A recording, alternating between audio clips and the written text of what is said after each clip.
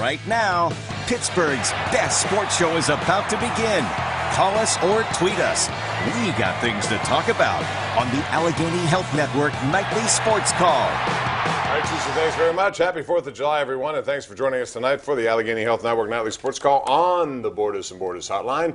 We're here talking sports with you, so get on the line. Let us know what you think. You can also tweet us tonight at KDPomp, P-O-M-P, at Paul Zeise. Paul is here from the Post-Gazette, of course, in 93.7 The Fan, and we begin with the Pirates, who finally got a win against a bad team. They had lost 4 in a row, 3 to the Giants, yesterday to Philadelphia. Not much offense, wasted a lot of pitching along the way. Today, Jamison Tyone, 5 scoreless. He had to battle through some long innings in terms of pitches used. He had over 100 in that time, so had to go to the bullpen. Even though they got a shutout, 3-0, McCutchen 2 home runs, Paul Zeise, Tony Watson came in and continued to struggle, and he put himself in a terrible position in the 7th. The bases loaded. Juan Nicasio had to come in and bail him out with a double. Well, and I'll tell you the thing about it is, Bob, don't you think they should have put this guy on the DL? You've been saying that for a while, and I agree. But they do that all the time when someone's really struggling. Because my thing is, if they'd have put him on the Phantom DL, just work it out a little bit. Well, not just that. If they'd have put him on the DL, even like if he came off and had like 2 or 3 good outings, then you could trade him real quick and say, hey, we fixed whatever was. You know what I'm saying? Now, what are you going to get for him? Well, unless he's still 3 weeks, I get it, but unless he does something special, what are you going to get for him? Well, someone would have to look at him and say he's a lefty, he's had a good history, maybe he's having a bad year, maybe we could straighten him out. But still, the value in return is not going to be as much. Not, you know, and it's because he's not. Forget about having some bad outings. He's just not effective at all. Right.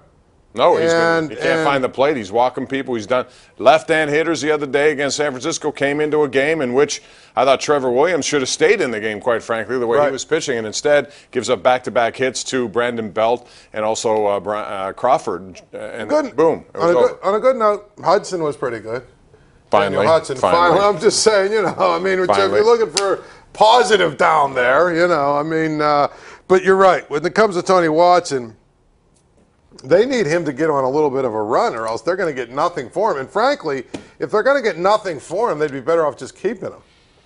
$5.6 million, and they may not want to go to arbitration again with him next year, even though it'll go up despite his bad season. Right, but you understand what I'm saying. Yeah, I know what you're saying. He'd probably be better off just keeping him and, you know, hoping he does well in the second half of the season. What about Andrew McCutchen? 2 more home runs today, 3 more hits. He continues to do extremely well, won the Player of the Month for June, and he has a heads up on just about everyone for July. I know it's early, 4 days in, but boy, that second home run was a rope to left field. After he took 2 pitches high and tight, he just went down, and I'm talking about a laser beam, which is a swing speed that I think everyone expects from Andrew McCutchen.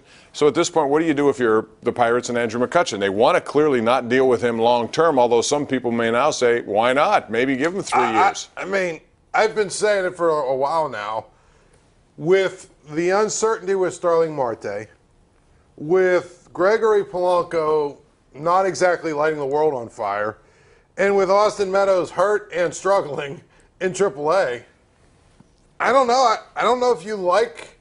Do you like the outfield situation without McCutchen? No, not right now. Forward? I'm just saying, to me, you know, and there are people who say, well, if you sign him, then you're going to block Austin Meadows.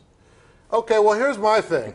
If you sign him, say, for a 3-year extension, right, and you've got Polanco and Marte for 3 or 4 years each, what's to say you couldn't go use Meadows to go out and address something else? Right. There's nothing in stone that says you can't trade a prospect. Exactly. They've never done it, but you can do it. In fact, you should do it before they turn out to be not what you thought they were. And a great example of that, okay, is if 3 years ago people have said, well, Glasnow and Hansen.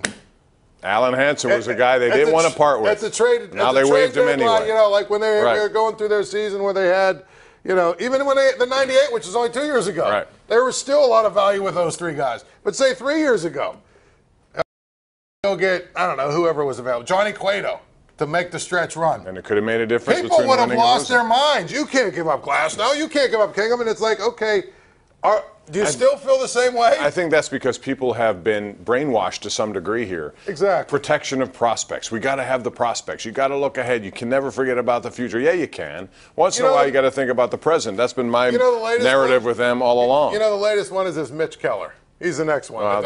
They can't trade him. He's gonna. He's not even gonna help till 2019. Right. Like, why are we worried so much about these things? If like, for instance, there are people in this town. If I say, oh well, pick somebody that's a great pitcher that they need, it's a starting pitcher right now. Clayton Kershaw. The Dodgers are willing to give us Clayton Kershaw at the trade deadline for Mitch Keller. There are people in this town. No way! You can't do that. Well, that would be interesting to say the least, but I get the point, and the point is sometimes you got to use these guys as leverage to go out and get people, and so be it. If they don't turn out, and quite frankly, for every 10 top prospects, maybe only 3 turn out to be good. That's just the way it is. We're due for a break. We'll get your opinion on this and more. 412-575-2600 is the number to call. You are watching the Allegheny Health Network Nightly Sports Call on Pittsburgh CW.